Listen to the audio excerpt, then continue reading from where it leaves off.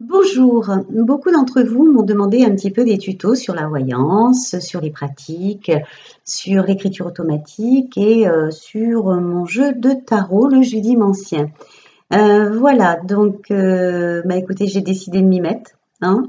J'avais envie de commencer par vous parler de l'écriture automatique puisque c'est le sujet que vous me demandez le plus souvent.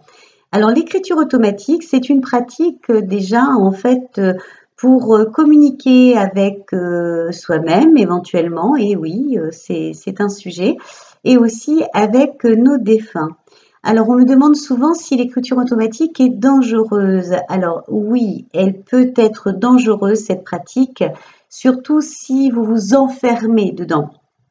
En fait, l'écriture automatique, il faut la pratiquer vraiment occasionnellement. Il ne faut pas déranger nos défunts à tout va. C'est pour ça que je suis contre, en fait, si vous voulez, l'écriture automatique, dans le sens que on va voir un praticien qui vous fait payer une consultation afin de communiquer avec une personne. Donc à partir de ce moment-là, on la dérange, on la sollicite. Et moi, je ne suis pas trop pour cette pratique. En fait, moi, je suis pour la communication. Quand on vient me voir, on fait éventuellement une consultation en voyance. Et là, le défunt s'offre à moi, me pose une question, me dit, voilà, j'ai envie de passer un message. Et donc, ce message, pour moi, il est entièrement offert en plus de sa consultation. Je ne sollicite personne, il vient à moi et j'offre le message. Ou en fin de consultation, je demande éventuellement si la personne est d'accord ou a envie de transmettre un message. Si c'est oui, alors je me donne tout à fait à cette pratique. Si le défunt n'en a pas envie, je ne peux pas du tout le forcer. Donc, l'écriture automatique est effectivement dangereuse à partir du moment où vous allez rentrer quotidiennement en écriture, où vous allez solliciter cela tous les jours.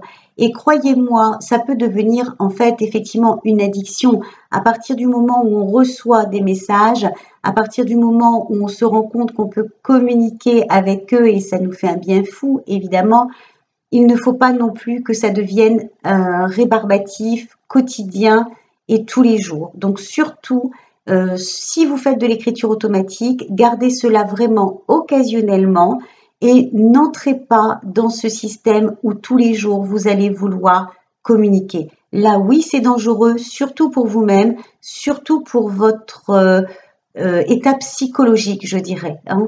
Nous avons les pieds sur terre, nous sommes ici, eux sont là-bas. Il faut garder cette distance, il faut respecter cela et il faut justement que chacun reste à leur place. Voilà. Donc, l'écriture automatique est une pratique que l'on peut faire essentiellement avec un crayon de bois. Pourquoi le crayon de bois? Parce que le crayon de bois est une matière noble et que le défunt va passer plus facilement à travers votre bras pour pouvoir communiquer. Il est plus compliqué quand même d'employer un stylo. Il y en a qui le font, mais dites-vous qu'il est plus facile pour le défunt de communiquer à travers un crayon de bois qu'à travers un stylo bille. Vous prenez une feuille de papier vierge, un endroit calme, éventuellement une petite bougie que vous allez allumer, qui va être un petit peu un guide entre lui et vous, et qui va permettre aussi un petit côté spirituel, hein. Je dirais qu'il est important dans l'écriture automatique de toujours demander à qui l'on s'adresse, de demander de se présenter et surtout de remercier. C'est important de remercier le contact, de remercier d'avoir reçu ce message parce que c'est toujours un message d'amour, c'est toujours un message qui va vous faire du bien et qui demande aussi pour le défunt beaucoup d'énergie. Attention, il peut aussi vous puiser un petit peu votre propre énergie. Donc, c'est pour ça qu'il ne faut pas faire ça au quotidien et qu'il faut faire ça vraiment dans le calme, dans le respect et surtout quand vous êtes bien en forme. Voilà, je pense avoir répondu déjà à certaines de vos questions et dans le prochain tuto, je vous ferai voir comment se mettre en condition et comment pratiquer l'écriture automatique avec vos défunts. Je vous remercie pour votre écoute. Si vous avez des questions, n'hésitez pas à les mettre sous la vidéo. Comme ça, je me permettrai dans la prochaine de répondre à celle-ci. Je vous souhaite une agréable fin de journée. À bientôt!